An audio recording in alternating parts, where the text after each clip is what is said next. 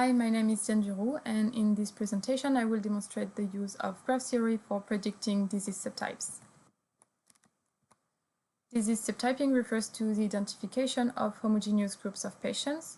It's essential in cancer research because cancers are highly diverse and severe, but most approaches for cancer subtyping are limited to a single data type and they do not consider the interaction between the features. So they tend to ignore the complementary insight that multimodality and system biology could offer.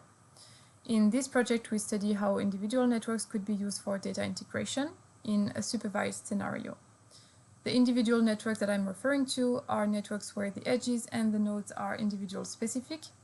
A node is a variable from the data modality, for example, a gene expression, and an edge represents the relation between its two associated nodes. It's one network per individual. And specifically, we showcase the consequences of the fusion of RNA-seq data and histopathology or slide images for differentiating between tumor subtypes. We use the publicly available TCGA data and we focus on 3 use cases. First, we aim at identifying prostate cancer severity using the Gleason score. Second, we differentiate between glioblastoma multiforme, so a fast-growing and aggressive type of cancer, and brain lobe-grade gliomas, which are slow-growing cancers. And third, we detect the differences between lung adenocarcinoma and lung squamous cell carcinoma, which have different biological signatures, but variations in their biological mechanisms remain to be disentangled. The methodology we developed is presented on this slide. First, a network is constructed for each individual. These individual networks can be inferred with multiple approaches. For example, the general idea of the lioness method is to look at the differences between a network constructed from all individuals and a network derived from all but one individual. And if a difference appears, then it must be due to the individual being left out. Another possibility to compute an edge weight without using a reference panel is to multiply the standardized node values, and we tried both approaches. From these individual networks, we compute a similarity matrix that we call a person-to-person network, so PPN, because nodes are individuals and edges represent how similar individuals are.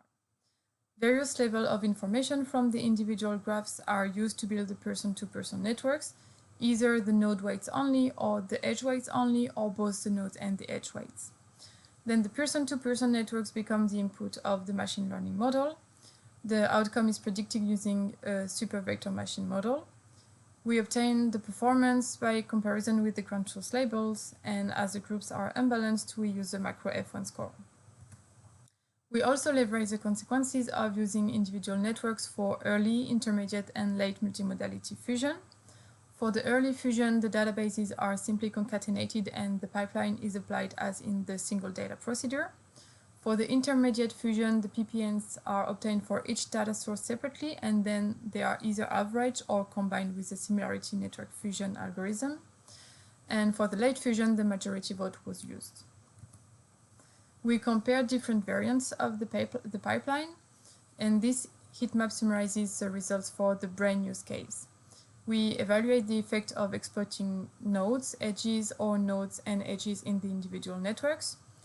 Using only the node values means that we are actually not using the individual graph structures, so we only work with the raw data features. This can be considered as the baseline. The first 2 columns show the results on each data modality. We observed that using more than the node information increased the macro F1 score with the RNA-seq data. Also, the RNA-seq data achieved better results than the histopathology data. Then we studied the consequences of combining databases information at different steps. We observed that the fusion of RNA-seq data and histopathology data improved the prediction in multiple scenarios, but also a perfect performance was obtained with data integration, but without using any individual interaction. So there was therefore no possible improvement with individual edges.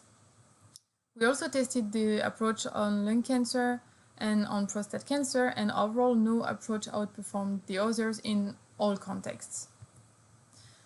Also, we assessed the added value of our graph-based models compared to several classification algorithms applied to the raw features. We used a penalized logistic regression, a classification tree, a random forest, AdaBoost, and a naive-based methods.